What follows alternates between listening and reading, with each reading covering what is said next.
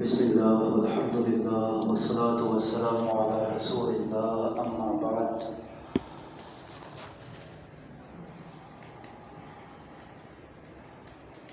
فأعوذ بالله من الشيطان الرجيم بسم الله الرحمن الرحيم لقد كان لكم في رسول الله أسوة حسنة وقال رسول الله صلى الله عليه وسلم من جد وجد.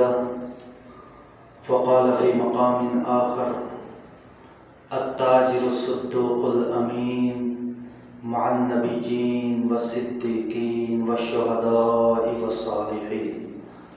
آمنت بالله صدق الله العظيم وصدق رسوله النبي الكريم ونحن على ذلك لمن الشاهدين والشاكرين والحمد لله رب العالمين. انتہائی واجب الاحترام سامعین و حاضرین، ربیع الاول کے پہلے جمعہ سے میں آپ حضرات کے سامنے یہ بات کر چکا ہوں کہ اللہ رب العزت نے جناب حضور نبی اکرم سب کہہ دیجئے بلند آواز سے صلی اللہ علیہ وسلم کی ذات کو اپنا دین دنیا میں نافذ کرنے کے لیے بھیجا ہے، اور دین نافذ تبھی ہوگا جب اہل دین کے پاس قوت نافذہ موجود ہو، پاور آف امپلیمنٹیشن موجود ہو، نفاذ کی طاقت موجود ہو. دین تو اللہ رب العزت نے حضور اکرم صلی اللہ علیہ وسلم کے صدقے ہم تک پہنچایا، لیکن اگر اس دین کی قوت نافذہ اہل دین کے پاس موجود نہیں تو دین کے بھیجنے کا مقصد پورا نہیں ہو سکتا. ربیع الاول کا مہینہ ہر مسلمان کو یہ پیغام دلاتا ہے کہ ہم جناب رسول اللہ صلی اللہ علیہ وسلم کی مبارک زندگی کے وہ پہلو اپنانے کی کوشش کریں کہ رسالت مآب صلی اللہ علیہ وسلم کی زندگی کے جو پہلو ایک فرد کو طاقتور بناتے ہیں، اس فرد کے ذریعے معاشرے کو طاقتور بناتے ہیں، اور معاشرے کی طاقت سے اہل قوم اہل ملت کے پاس قوت نافذہ آ جاتی ہے، اور اللہ رب العزت اس قوت نافذہ کے ذریعے اسلام کو غلبہ عطا فرماتے ہیں. حضور اکرم صلی اللہ علیہ وسلم کی ساری ذات اللہ نے نمونہ بنائی ہے. یہ جو آیت کریمہ میں تیسرے جمعے سے آپ کے سامنے تلاوت کر رہا ہوں، لَقَدْ كَانَ لَكُمْ فِي رَسُولِ اللَّهِ أُسْوَةٌ حَسَنَةٌ، یہاں پہ جو فی کا لفظ ہے یہ ظرفیت کے لیے آتا ہے کہ نبی اکرم صلی اللہ علیہ وسلم کی ذات مجسم اعتبار سے بھی، جو آپ صلی اللہ علیہ وسلم کے جسم مبارک پر جو جو چیزیں دکھائی دیتی تھیں وہ بھی ہمارے لیے نمونہ ہے، اور حضور اکرم صلی اللہ علیہ وسلم کی ذات مزاجی اعتبار سے بھی ہمارے لیے نمونہ ہے. مزاج نبوت بھی نمونہ ہے، صورت نبوت بھی نمونہ ہے. بات سمجھ آ رہی ہے؟ دو تین کو سمجھ آ رہی ہے، جن کو سمجھ آ رہی ہے بلند آواز سے بولو. ذات کے اعتبار سے بھی حضور نمونہ ہے، صورت کے اعتبار سے مزاجن بھی حضور نمونہ ہے. لقد کان لکم فی رسول اللہ اسوۃ حسنہ. اور مزید لطف کی بات سنیے، ذرا مزے کی بات سنیے، پھر میں آپ کو اپنی بات پہ لے آتا ہوں. نبی اکرم صلی اللہ علیہ وسلم کی وہ سنتیں جو ہمیں آنکھوں سے نظر آتی ہیں، ان سنتوں کا تعلق اس زندگی کی کامیابی پر ہے جو ہمیں آنکھوں سے نظر نہیں آتی. توجہ ہے؟ توجہ نہیں ہے، بات آگے نکل جائے گی، وہ پیچھے رہ جائے گا۔ 11 سال ہو گئے، اتنا تو آپ بھی سیانے ہو گئے، آپ توجہ کیجئے گا۔ جو سنتیں آنکھوں سے نظر آتی ہیں ان کا تعلق اس زندگی کی کامیابی سے ہے جو زندگی آنکھوں سے نظر نہیں آتی۔ حضور کی سنت ہے داڑھی رکھنا، نظر آتی ہے۔ عمامہ سنت ہے، نظر آتی ہے۔ شلوار کو ٹخنوں سے اونچا رکھنا سنت ہے، یہ سنت آنکھوں سے، لیکن یاد رکھیے ان سنتوں کا تعلق ہماری اس زندگی سے ہے جو نظر نہیں آتی۔ داڑھی رکھنے کا بدلہ آپ کو دنیا میں کوئی نہیں دے گا، پگڑی پہننے کا صلہ آپ کو دنیا میں کوئی نہیں دے گا، شلوار کو ٹخنوں سے اونچا رکھنے کا صلہ آپ کو دنیا میں کوئی نہیں دے گا۔ ہاں یہ تو ہو سکتا ہے آپ کے پیچھے پڑ جائیں، آپ کی تحقیقات کرنے لگ جائیں کہ اس کا تعلق کس سے ہے۔ اچھا پگڑی پہننے لگ گیا ہے، پتا کرو بھئی کس کے ساتھ آنا جانا ہے اس کا تعلق۔ یہ ہو سکتا ہے کہ آپ کے پیچھے پڑ جائیں، آپ کو بظاہر نقصان ہو، یہ تو ہو سکتا ہے، لیکن دنیا میں ان سنتوں کا آپ کو صلہ، ان سنتوں کا صلہ کہاں ملے گا؟ بولیے۔ ہاں جب یہ پردہ گرے گا نا جی آنکھ کا اور وہ پردہ کھلے گا تب پتا چلے گا کہ حضور کی سنتوں پہ تانے سننے کا اجر کتنا بڑا تھا۔ تو ان سنتوں کا تعلق اس زندگی سے ہے جو آنکھوں سے دکھائی، اور حضور کی وہ سنتیں جو آنکھوں سے نظر نہیں آتی، ان سنتوں پہ عمل کرنے کا تعلق اس زندگی سے ہے جو آنکھوں سے نظر آ رہی ہے۔ توجہ کیجئے گا۔ اور وہ سنتیں دنیا میں جو قوم اپنائے گی اللہ رب العزت اسے دنیا کی عزت عطا فرما دے گا، یہ طے شدہ بات ہے۔ جس قوم نے ان سنتوں کو اپنایا وہ ترقی کی اوج ثریا پہ پہنچی ہے۔ وہ سنتیں میں آپ کے سامنے بیان کر رہا ہوں ربیع الاول کے اس مہینے میں۔ پچھلا جمعہ چونکہ ناغہ ہو گیا تو میں نے کہا تمہیداً بات کو شروع سے ہم جوڑ لیتے ہیں۔ اب سنیے وہ سنتیں کون سی۔ سب سے پہلی سنت جو میں نے آپ کے سامنے اسی درس کی تھی، نبوت سے پہلے سے جو ہمیں نظر آتی ہے، وہ شرافت ہے، حیا ہے، امانت ہے، صداقت ہے۔ یہ وہ سنتیں ہیں جو نبوت سے پہلے کی زندگی میں نمایاں ہیں اور آنکھوں سے نظر، بولیے، شرافت آنکھوں سے نظر آتی ہے، لیکن جو بھی شرافت والا ہوگا، جو بھی حیا والا ہوگا، جو بھی سچا ہوگا، اللہ رب العزت اسے دنیا میں ترقی عطا فرمائے گی۔ چاہے وہ کوئی فرد ہو، وہ معاشرہ ہو، وہ قوم ہو، وہ پوری ریاست ہو، جس لیول پہ یہ تمام چیزیں زندہ ہو جائیں گی اللہ رب العزت اسی لیول کی اسے دنیا میں عزت عطا فرمائے گی۔ اور سنتیں بھی ہیں جو آنکھوں سے نظر نہیں آتی، وہ سنیے، آپ نے سنی نہیں ہوگی آج تک کہ یہ بھی سنت ہے۔ محنت کرنا حضور کی سنت ہے۔ محنت کرنا، بولیے،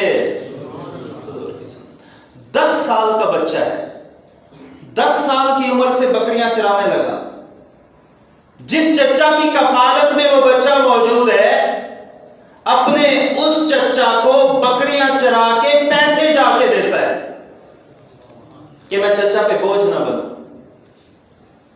10 سال کی عمر سے حضور نے محنت فرمائی ہے اور ساری زندگی حضور کی محنت سے عبارت ہے۔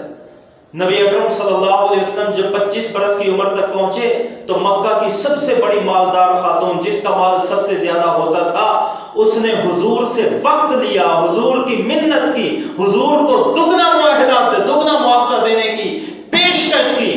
کس بات پر؟ کہ میرا مال تجارت آپ لے کر جائیں۔ 25 سال کا نوجوان، آج کے میرے 25 سال کے نوجوان پر سگا باپ بھی اعتماد نہیں کرتا۔ آج کے نوجوان کی محنت کا عالم یہ ہے، آج کے نوجوان کی کوشش اور تگ و توق کی कैफियत ये है कि सगा बाप भी भरोसा करने के लिए तैयार नहीं, और ये नौजवान चौकों में नारा लगाता है कि गुलामी रसूल में मौत भी कबूल है, ना हो इश्क मुस्तफा तो जिंदगी फजूल है। काश ये नौजवान हुजूर का पूरा उसवा पढ़ता, इसे पता चलता कि हुजूर के उसवा में मेहनत का कितना बड़ा अमल दखल है, मेहनत हुजूर की कितनी बड़ी सुन्नत है। 25 साल की उम्र है, 25 साल के नौजवान की मेहनत का आलम यह है कि उसने अपनी शोहरत का सिक्का मनवाया। मक्का की सबसे मालदार खातून अपना माले तिजारत उस नौजवान को देने के लिए मिन्नतें कर रही है। ये हुजूर की मेहनत है,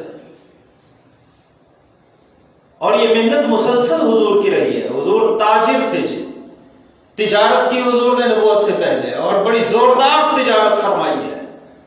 असल में हमारे नाब खान हजरात ने कुछ माहौल इस तरह का बना दिया है कि हुजूर अकरम सल्लल्लाहु अलैहि वसल्लम का खाका जो आता है जहन में सीरत का, वो नौजवानों के जहन में बस इतना ही आता है कि बस एक हस्ती थी जो कंबल पहन के गारे हिरा में चली जाती थी, वहाँ इबादत करती रहती थी, वहाँ नवाफिल पढ़ती रहती थी। एक नहीं, हुजूर सल्लल्लाहु अलैहि वसल्लम की हस्ती ऐसी थी जो शदीद मेहनत करने वाली, कामयाब तिजारत करने वाली, और मक्का की सबसे मशहूर ज़माना शख्सियत जिसने जवानी में मेहनत करके अपनी सदाकत और अमानत का लोहा मनवाया। इतनी अजीम शख्सियत है जनाब नबी अकरम सल्लल्लाहु अलैहि वसल्लम। हुजूर से बेहतरीन ताजिर कोई नहीं, हुजूर से बेहतरीन शाह सवार कोई नहीं, हुजूर से बड़ा जंगजू कोई नहीं, हुजूर से बड़ा बासलाहियत कोई नहीं। तो ये हुजूर की सुन्नत से है। हुजूर सल्लल्लाहु अलैहि वसल्लम ने हज़रत गिरामी मेहनत फरमाई, और ये मेहनत ऐसा नहीं कि नबूवत मिलने तक फरमाई। नबूवत मिलने के बाद हुजूर की मेहनत का रुख बदल गया, लेकिन मेहनत जारी रही। रुख कैसे बदला? अब हुजूर की मेहनत का रुख हो गया अल्लाह के दीन की तरफ। मक्की दौर है, जनाब नबी अकरम सल्लल्लाहु अलैहि वसल्लम मक्की दौर में नबूवत का ऐलान फरमाया, और दिन रात मेहनत कर रहे हैं। किस बात पे? कि मुझे बेस मिल जाए, मुझे अल्लाह का दीन फैलाने पहुंचाने के लिए कोई इलाका मिल जाए, मुझे कोई बुनियाद मयसर आ जाए जिस बेस पे, जिस बुनियाद पे मैं अल्लाह के दीन को फैला सकूं, अफराद को तैयार करके अल्लाह के दीन को दुनिया में पहुंचा सकूं। मेहनत कर, और मुसलसल मेहनत, दिन रात की तबलीग है। पढ़िए मक्की जिंदगी को। आप हुजूर सल्लल्लाहु अलैहि वसल्लम की जात से मेहनत को निकाल नहीं सकते। दाढ़ी रखने से बड़ी सुन्नत मेहनत करना है। पता नहीं बात समझ आ रही है कि नहीं? और आज का हमारा नौजवान दिन रात अपने मोबाइल फोन में गर्क कर देता है। जब बाल सफेद होने लगते हैं, फिर मस्जिद के मौलवी के पास आ जाता है, हजरत बस बेरोजगार हूँ, हालत बड़े खराब है, कोई वजीफा बता दें। वजीफा बता रहा हूँ, सुन लो नौजवानों, तुम तवज्जो से सुनो। जो जिस उम्र में है वो तवज्जो, वजीफा बता रहा हूँ। शदीद मेहनत शुरू कर दीजिए, जिस शोबे में है मेहनती बन जाइए, अल्लाह रब्बुल इज्जत आपको तरक्की अता फरमा दे। अगली बात बता दूं, मेहनत भी हुजूर की सुन्नत है, और मेहनत पे इस्तकामत भी हुजूर की सुन्नत है। मैं इस जुमले को एक्सप्लोर करता हूं, जरा तवज्जो कीजिएगा, इसकी वजाहत करता हूं आपके सामने। मेहनत पे इस्तकामत भी हुजूर की क्या है जी? सुन्नत। क्या मतलब है? हुजूर ने मेहनत फरमाई, नतीजा नहीं निकला। मेहनत फरमाई, फौरन नतीजा बरामद नहीं हुआ। मक्की जिंदगी है, हुजूर तबलीग फरमा रहे, 5 साल गुजर गए, नतीजा क्या निकला? जो चंद एक मुसलमान थे, हुजूर उन्हें कहते हैं ऐसा करो, मक्का छोड़ के हबशा चले जाओ, मक्का छोड़ो हबशा जाओ, हबशा का बादशाह मेरा ताल्लुक वाला है, वो तुम्हारी इज्जत करेगा, तुम्हारा एहतराम करेगा। लेकिन खुद मकाम पे मौजूद हैं, मेहनत कर रहे हैं, 2 साल मजीद गुजर गए।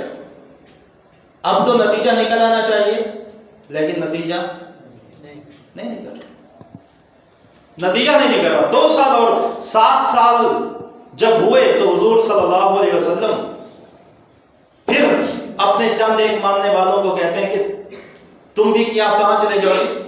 حبشہ چلے جاؤ، یہاں نہ رہو، یہاں ابھی بیس ہمیں مہیا نہیں ہو رہی، قوت نافذہ حاصل نہیں ہو رہی، نتیجہ نہیں حاصل ہو رہا۔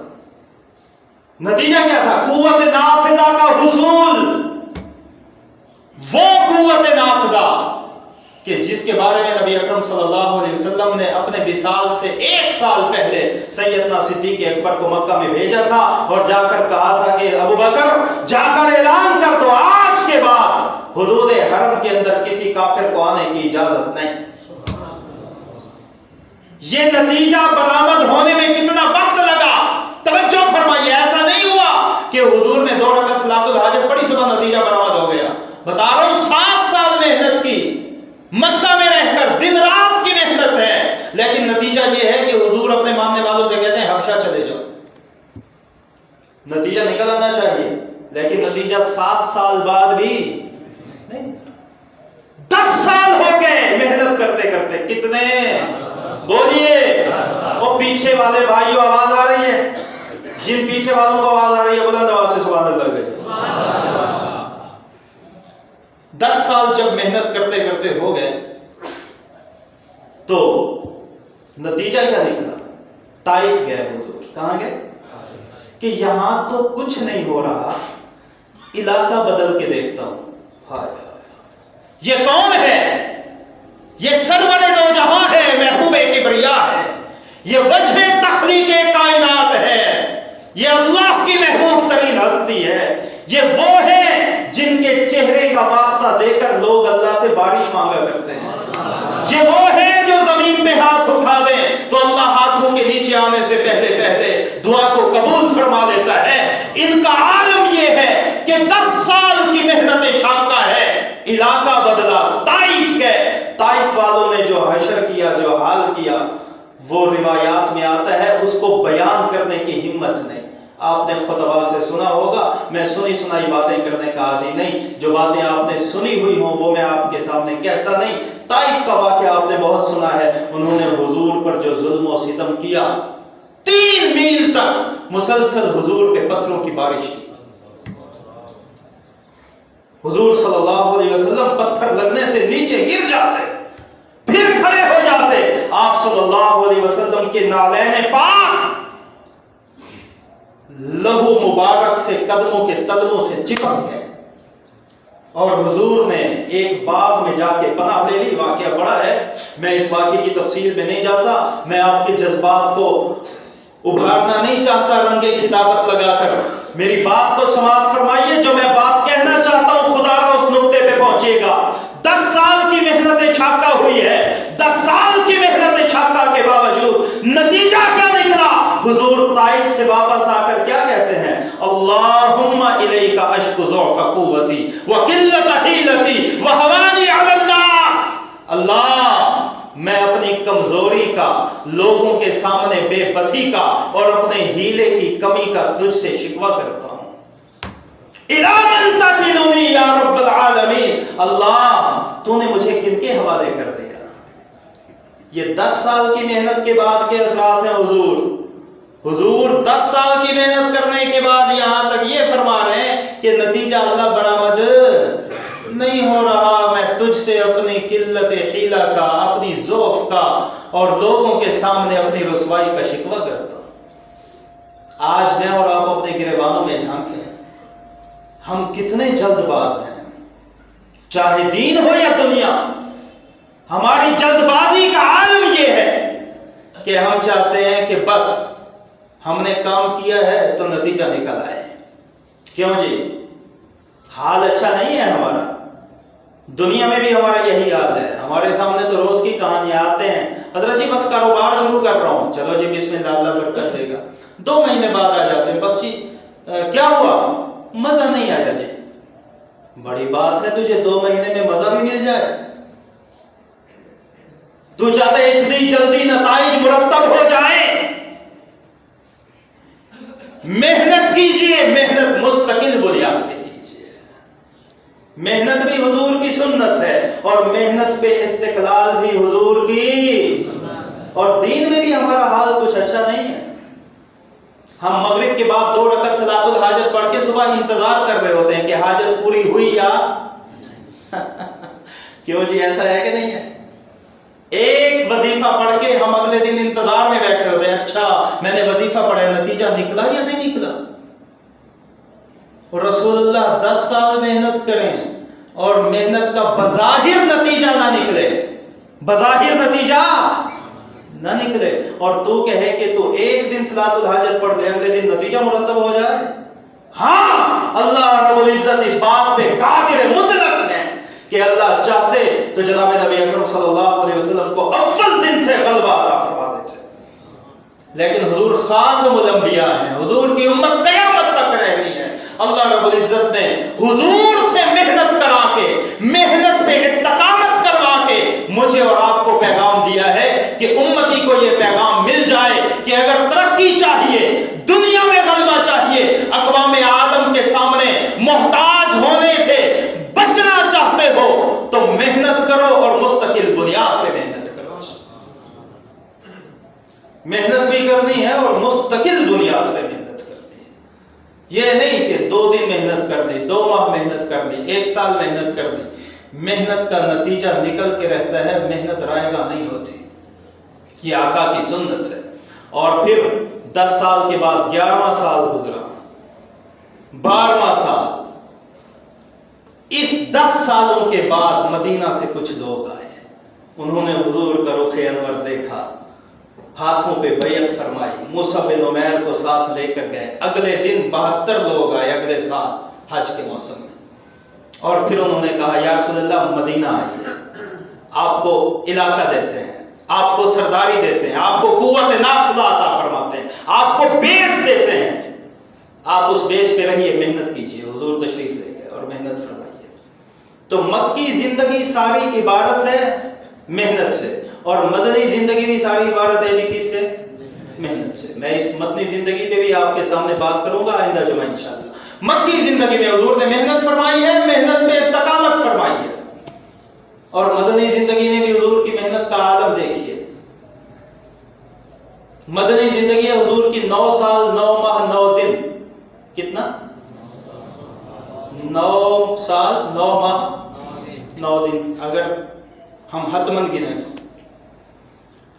9 سال 9 ماہ 9 دن میں حضور صلی اللہ علیہ وسلم کی محنت کا عالم دیکھیے گا، ذرا توجہ کیجیے گا.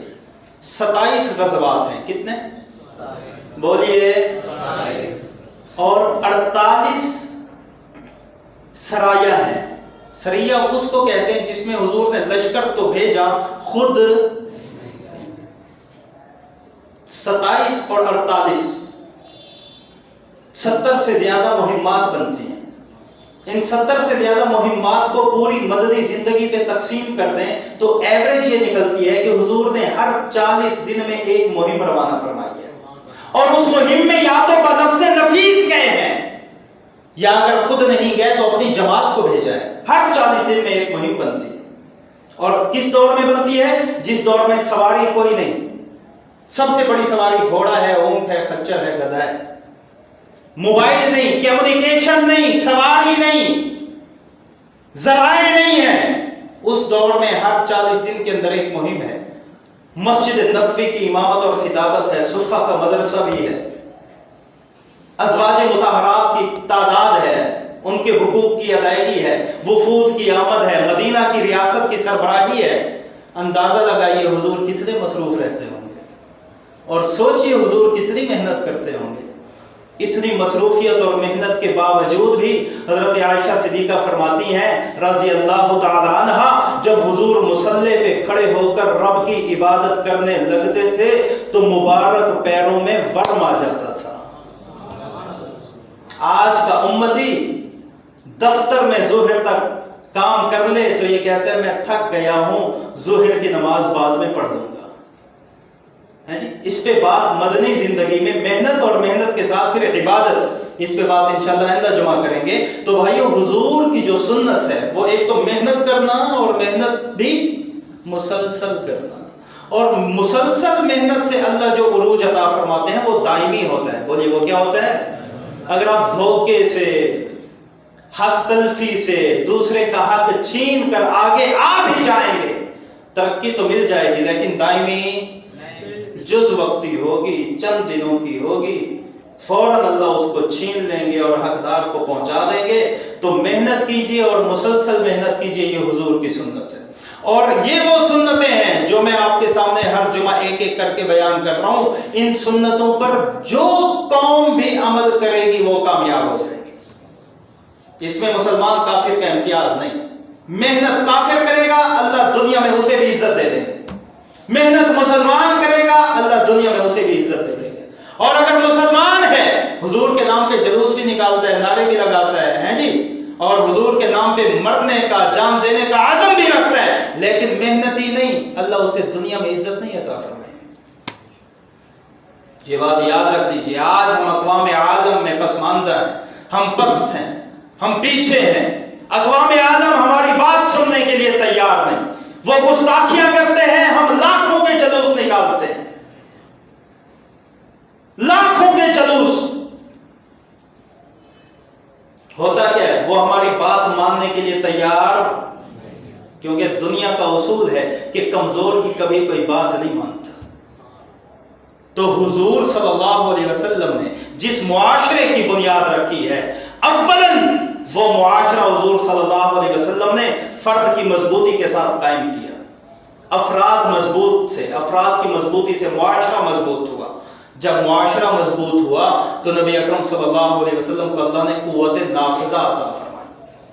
قوت، پھر یہ ایسی قوت ملی کہ صحابہ لڑنے گئے، انہوں نے کہا عمر کو بلا لیجئے، بغیر لڑے چابیاں دینے کے لیے تیار ہے، بغیر لڑے چابیاں دینے کے لیے تیار ہے۔ بنو امیہ کے دور میں، بنو امیہ کے کسی حکمران کے دور میں انہوں نے عیسائیوں کے پاس وفد بھیجا کہ جزیہ دو ورنہ جنگ کریں گے تمہارے خلاف۔ کیا دو؟ جزیہ دو ورنہ۔ تو بادشاہ نے اس وفد کے لوگوں کو دیکھا، اس نے کہا جنگ کر لو، جزیہ نہیں دیں گے۔ حضرت قابل توجہ بات ہے، انہوں نے کہا جنگ کرو، جزیہ۔ تو اس کا جو وزیر تھا بادشاہ کو، اس نے کہا جی آپ کے ابا کے پاس بھی مسلمان آئے تھے، انہوں نے بھی یہ دو آپشن دیے تھے کہ جزیہ دو یا جنگ کرتے ہیں، آپ کے ابا نے تو کہا تھا جزیہ دے دو، جنگ نہیں کریں گے، اور آپ کہتے ہیں جنگ کرتے ہیں، جزیہ نہیں دیتے، جاؤ لے آؤ سامان، جنگ کرو۔ اس کی کیا وجہ؟ اس نے کہا جو میرے باپ کے زمانے میں مسلمان آئے تھے نا، ان کی گالیں پچکی ہوئی تھی، ان کے پیٹ کمر کو لگے ہوئے تھے، ان کے کپڑوں پہ پیبند لگے ہوئے تھے، ان کی تلواروں کی جو نیامیں تھیں وہ چیچڑوں کی تھیں، وہ لڑنا اور مرنا جانتے تھے۔ اور میرے پاس جو وفد آیا ہے، ان کی گالیں ابھری ہوئی ہیں، ان کے پیٹ باہر نکلے ہوئے ہیں، ان کی پوشاکیں عمدہ ہیں، ان کی تلواروں کی نیامیں قیمتی ہیں، یہ لڑ نہیں سکتے، مر نہیں سکتے، یہ کھانے پینے کے عادی ہیں۔ آج مسلمانوں کا یہی حال ہو چکا ہے، ہم اقوام عالم میں پسماندہ ہیں، محنت نہ کرنے کی وجہ سے اور مستقل بنیادوں پہ محنت نہ کرنے کی وجہ سے۔ تو انہی سنتوں پہ عمل کرنا لازم ہے، ان سنتوں کو زندہ کیجیے۔ ظاہری سنتوں کو زندہ کرنا بھی لازم ہے، داڑھی، پگڑی، جو سنتیں ظاہر ہیں ان پہ عمل کیجیے، اور یہ جو حضور صلی اللہ علیہ وسلم کی مزاجی سنتیں ہیں ان پہ بھی عمل کرنا کیا ہے جی؟ ضروری ہے۔ اللہ رب العزت ملک پاکستان کی حفاظت فرمائے۔ دکھ اسی بات پہ ہوتا ہے کہ دل بھی ہمارے مجروح ہوتے ہیں، بندے بھی ہمارے مارے جاتے ہیں، چاہے پولیس والے ہوں، چاہے جلوسوں والے ہوں، سارے ہمارے بھائی ہیں۔ انہوں نے گستاخی بھی ہمارے نبی کی کی، دل بھی ہمارے چھلنی کر دیے، اور بدبختوں نے ایسا ماحول بنایا کہ بندے بھی ہمارے مر رہے ہیں۔ اللہ ہمیں حضور کے اسوہ پر چلنے والا بنائے۔ اقوام عالم میں جب ہم ممتاز اور نمایاں ہوں گے تو یاد رکھیے، جب ہم محتاج نہیں ہوں گے، اقوام عالم مسلمانوں کی محتاج ہوں گی، تو سکہ بھی مسلمانوں کا چلے گا، مزاج بھی مسلمانوں کا چلے گا، بات بھی مسلمانوں کی چلے گی۔ اور جب تک ہم منگتے ہیں، جب تک ہم محتاج ہیں، جب تک ہم مغلوب ہیں، جب تک ہم نے صرف داڑھی کو، صرف پگڑی کو اور صرف سنن ظاہریہ کو اپنا کر اپنا مزاج بنانا شروع کر دیا ہے، اور حضور صلی اللہ علیہ وسلم کی سنن باطنیہ کو ہم نے نہیں اپنایا، ہم منگتے رہیں گے، محتاج رہیں گے، نہ ہماری بات کو سنا جائے گا، نہ ہمارے مطالبوں کو مانا جائے گا، نہ کہ جو شخص جس مقام پر ہے اسی مقام پہ حضور کی تمام سنتوں کا تابعدار بن کے اپنے آپ کو مضبوط کرے اور اپنی مضبوطی کے ساتھ اپنے دین کے ہاتھوں کو مضبوط کرنے والا بن جائے. اسی میں میری اور آپ کی کامیابی اور فلاح ہے. دعا ہے کہ اللہ مجھے اور آپ کو کہنے سننے سے زیادہ عمل کی توفیق عطا فرمائے. سنتیں پڑھیے, سنتوں کی واجبات ہوگی انشاءاللہ.